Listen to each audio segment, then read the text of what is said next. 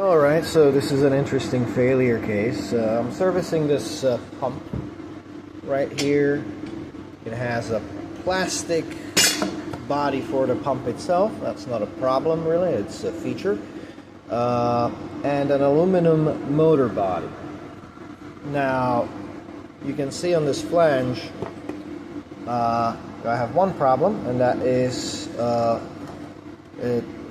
out of 6 of these plastic screws have failed. Because yes, the plastic screw will not corrode, but the aluminum body of the motor, because this comes into contact with chlorinated water, absolutely will corrode. Now, technically it shouldn't come into contact with water, but those seals will eventually fail, and before the owner figures it out, it will absolutely corrode into hell. So when the mechanic comes, majority of times the answer is you need a new motor. Now, I'm going to be putting this motor into our warehouse, so you know, I'm going to still have a use for it as a backup, and it needs like a 70 Czech crowns bearing. So here's the thing, and by the way, there were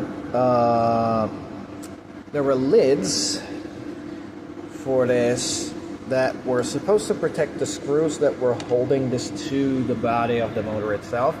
Yeah, those lids absolutely failed. Aluminum plus chlorinated water, absolutely terrible match, always corrodes. You have to count with that. And so here's what I'm gonna do. This bearing is dead because of course the seals eventually could not hold that water back, and it started leaking into the front bearing. It didn't leak to anywhere else, so the bearing stopped it.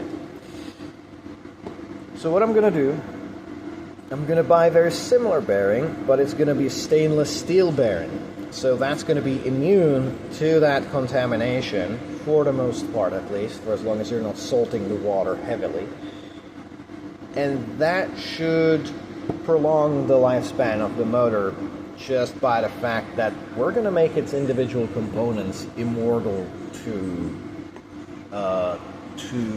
well, almost immortal to the kind of things that they go through. And the rest of the motor, the rest of the pump is actually fine. I'm just going to need to change these screws that were nonsensical. I'm going to change them for stainless steel. And this is going to be stainless steel, and then fundamentally there's nothing else in the way that should be falling apart, and we're going to be good to go.